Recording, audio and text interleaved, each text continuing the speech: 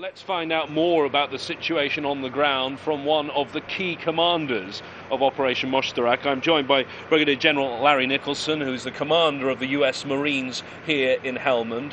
Day 11 of your operation. You're still not in full control of Marjah. The operation appears to be dragging on a little. I would say that we're in very good shape. Every key urban area, every key road. This is day 10 of a 30-day op. Today there was no firefights after 29 firefights on day 2. Yesterday we had 1. Today we handed out, today the largest thing we did was hand out food and have shirts. So I would say, I think you've got to be pleased with where we are on day 10. If you look at a map now, though, how much of the territory do you control? How much do the Taliban control? What percentage do you control? We control all the critical areas. Now, there's 400 square kilometers. I have no intention of ever controlling, every square kilometer. There are areas we'll go through and leave. I mean, today we're in Garmshire district, Nawa, Kenishan, but certainly we're not in every little town or hamlet, and we can't be. You can't be everywhere. So I think just like anywhere else in Afghanistan, you have to choose very carefully where to be, and I think we've done that. We are having shures. We had 4 shures today, and no firefights. So I'd say I'm feeling pretty good about day 10. How much longer is it going to take, though, particularly for the offensive phase of this to be over? I'm not sure there's much of an offensive going on right now. Again, I think right now the number one concern for us is opening the markets, opening the roads. There's some areas we still are interested in, and there will be probably some fighting in the future as we move to those areas. But again, we've been very deliberate. We've been very methodical. We've had very few casualties, either Marine or local civilian. Afghan Army has done exceptionally well.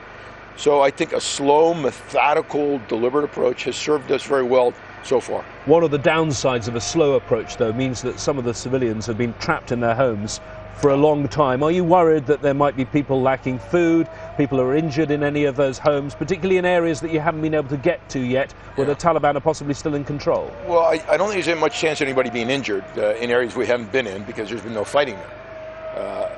But certainly we are concerned about the humanitarian issues. We haven't seen them manifested yet. But that's why, for us, opening the markets and the roads is probably what I've told my commanders. That's principal focus now, is getting that done. And then we'll move into the areas on our timeline. We've said from the beginning this will be a 30-day op. But again, on day 10, relatively quiet. I suspect that we will have some fighting ahead of us. We're not done by any stretch of the imagination. But we'll continue to clear parts of Marjah we haven't been in over the next 2 weeks. The getting hold of the area, the clearing operation, was always going to be the easy part, though, wasn't it? It was the hold part is harder, and winning the trust of the people. And isn't that undermined when you have things like that airstrike in Uruzgan just over the border in the neighbouring province? Well, there's nothing you can do about the civ casts are a terrible tragedy, and it's a horrible thing, and it does undermine the trust and confidence. But I'll tell you, we're going out of our way at this point with the introduction of the police. We're very happy with the police. The introduction, and again, the big role that the Afghan Army has played, I think that helps build that credibility. And I think they have to see the governance. Today we had the governor, as you know, in Marjah, downtown Marjah, handing out food. That's his second visit in about 4 days.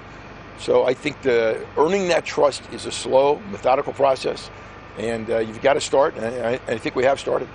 You say the police are key. At the moment, you have an elite police unit down there. You have the civil order police. I think they're about to be called the gendarmerie. At some stage, though, you have to put local police in there. Isn't that the big test? It is very much a big test. You're exactly right. And our ability to work with the elders and recruit honest young men who want to serve their community is going to be very important to the long-term stability of Marjah. General Nicholson, thank you very much for joining us here on Al Jazeera for an update of the current situation. Operation Moshtarak Kamal now in its 11th day.